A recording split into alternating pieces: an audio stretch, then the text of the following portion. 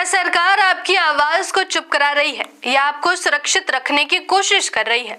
सवाल बड़ा है क्योंकि आंकड़े चौंकाने वाले हैं। सिर्फ 1 साल में ऑनलाइन कंटेंट ब्लॉक करने के आदेश 2 गुना से ज्यादा हो गए हैं। क्या ये डिजिटल सुरक्षा है या फिर लोकतंत्र पर लगती सेंसरशिप की परछाई? इस वीडियो में अंत तक बने रहिए। आपको बताएंगे कि कैसे ये फैसले सीधे सीधे आपके संवैधानिक अधिकारों को प्रभावित कर सकते हैं। मैं आकृति और आप देख रहे हैं MNT न्यूज नेटवर्क। इलेक्ट्रॉनिक्स और IT मंत्रालय द्वारा जारी ऑनलाइन कंटेंट ब्लॉकिंग आदेशों की संख्या में पिछले कुछ सालों में तेज उछाल आया है। 2023 में जहां यह संख्या करीब 6000 थी, वहीं 2025 तक ये बढ़कर 24300 तक पहुंच गई। यानी सिर्फ 2 साल में लगभग 4 गुना वृद्धि, जो अपने आप में एक बड़ा संकेत है कि डिजिटल कंट्रोल बढ़ रहा है।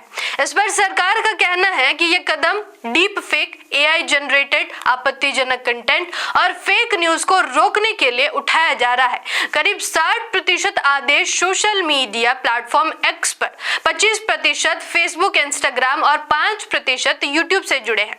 आपको ये भी बता दें कि ये सभी आदेश IT एक्ट 2000 की धारा 69A के तहत जारी किए जाते हैं। इस कानून के अनुसार सरकार किसी भी कंटेंट को ब्लॉक कर सकती है अगर वो देश की संप्रभुता, सुरक्षा और सार्वजनिक व्यवस्था को प्रभावित करता हो।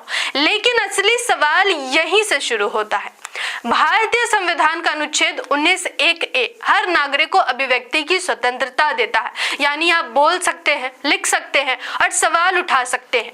लेकिन जब हजारों पोस्ट, वीडियोस और अकाउंट्स बिना सार्वजनिक जानकारी के ब्लॉक होते हैं, तो ये सीधे सीधे भारतीय संविधान के अनुच्छेद 19(1)(a) यानी फ्रीडम ऑफ स्पीच पर सवाल खड़े करता है। किसी भी ऑनलाइन कंटेंट को ब्लॉक करने का अंतिम फैसला एक विशेष सरकारी समिति लेती है, जिसे इंटर मिनिस्ट्रियल कमेटी कहा जाता है, जिसमें ज्यादातर सदस्य कार्यपालिका से होते हैं। यह समिति सूचना प्रौद्योगिकी अधिनियम 2000 की धारा 69A के तहत तय नियमों के अनुसार काम करती है।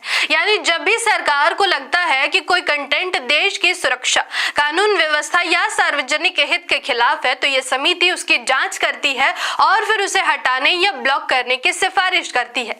इस समिति में कई मंत्रालयों के वरिष्ठ अधिकारी शामिल होते हैं, जैसे इलेक्ट्रॉनिक्स और सूचना प्रौद्योगिकी मंत्रालय जो इसकी अगुवाई करता है, गृह मंत्रालय, सूचना और प्रसारण मंत्रालय, कानूनी मामलों का विभाग और Indian computer emergency response team. इनकी सिफारिश के बाद इलेक्ट्रॉनिक्स और सूचना प्रौद्योगिकी मंत्रालय तकनीकी रूप से उस कंटेंट को ब्लॉक करवाता है।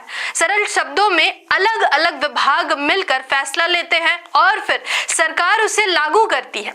लेकिन कई बार आरोप लगे हैं कि सरकार इसका इस्तेमाल अपने खिलाफ उठने वाले आवाज को दबाने के लिए करती है।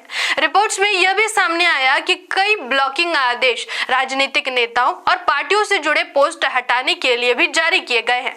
सबसे बड़ा मुद्दा यह है कि सरकार इन ब्लॉकिंग आदेशों का पूरा डेटा सार्वजनिक नहीं करती।